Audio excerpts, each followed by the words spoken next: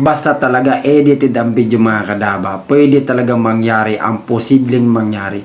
Tignan nyo naman itong mga kadaba si Kambalong. O diba? Nahawakan niya na yung baso. Pero wala namang kambal yan. Napakalupit. So ngayon mga kadaba, kung gusto nyong malaman paano ko nga ba yung ginawa, paano ko inedit yan, napakadali lang yan mga kadaba. Tara sa CapCut. Nako mga kadaba, ganito lang yan mga kadaba ini-edit. So ngayon, add yung project tayo mga kadaba. So ito na yung video nito mga kadaba. Ito na yan. Ayan o. Diba?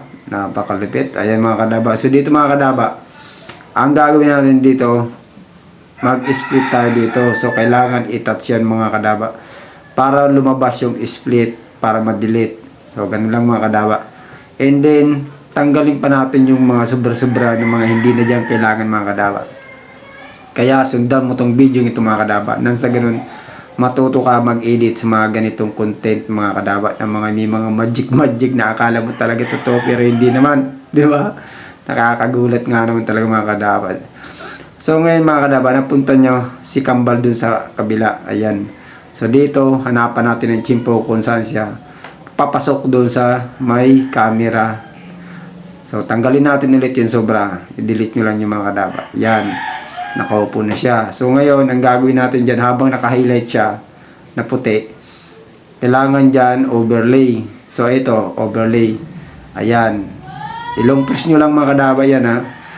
Tapos dalhin nyo lang sa pinakadulo para magpantay-pantay sila. Ngayon, pagpantay na sila mga kadaba, ang gagawin nyo dyan mga kadaba, ganito lang ang gagawin nyo dyan mga kadaba. Kailangan dyan mga kadaba, i-touch yan mga kadaba para mag-highlight ulit.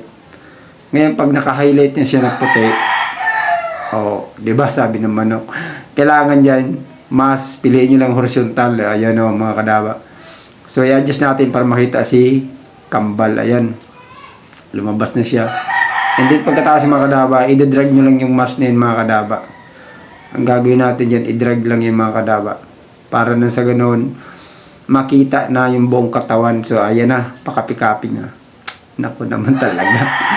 So kung nakita nyo mga kadaba, may baso dun sa kabila, di ba? Ayan, merong baso dun sa kabila. So ang gagawin nyo, ilagay nyo muna dyan mga kadaba yung mask dun sa kabila. Kailangan muna, i-drag nyo muna yung video mga kadaba. Hanapin natin ang chimpo. Ngayon pag nakakuha na tayo ng chimpo, ilagay natin dun yung mask sa kabila. Oh, di ba? Napunta na sa kabila yung mask. Then pagkatapos yung mga kadaba, i-adjust lang natin yung feeder. So, dito mga kadaba, kayo nang bahala kung ilang adjust ang gusto nyo mga kadaba kung mag-i-edit kayo. Nakadepende kasi yan sa cellphone eh. Ayan. Kailangan kasi dapat dito mga kadaba, naka-adjust na to para paglagay nyo dun sa kabila ng mask, siyempre, ganun pa rin yung number ng adjust nya. Magiging halos magkapares lang sila ng number sa adjust. So, ngayon mga kadaba, ang gagawin natin dito, ayan, kung nakikita nyo, di ba, putol yung kamay kasi nga may mask. So, ang gagawin natin dyan mga kadaba, hanapin natin yung chimpo kung saan papasok na yung kamay niya dun sa may baso. Yung kukunin niya na yung baso, kunwari. Siyempre, ito, dito mga kadaba. So, ang kailangan dyan, ilipat natin yung mask. Kung nakikita nyo, di ba, pinapapansin kayo, nagkakaroon siya ng diamond. Tawag niya mga kadaba, keyframe. So, di ba, habang dinadrag nyo yung mask na yun mga kadaba, nagkakaroon niya ng keyframe. O, di ba? Nahawakan nyo yung baso, di ba? Napakalupit. O, ganun lang yung mga kadaba, di ba? Parang magic talaga. Talaga nga naman, no?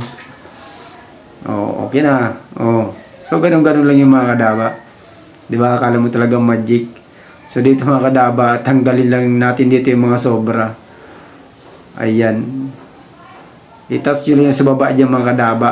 Kailangan mag-highlight na puti yan, then split, delete.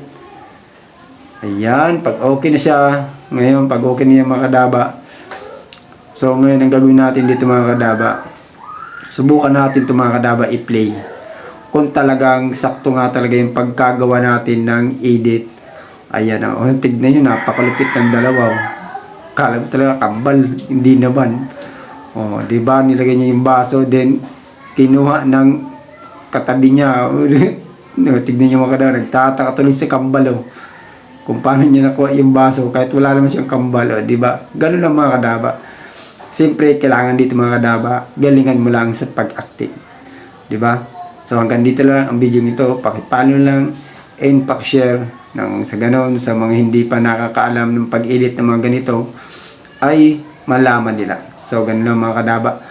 Follow and share. Thank you very much sa panonood.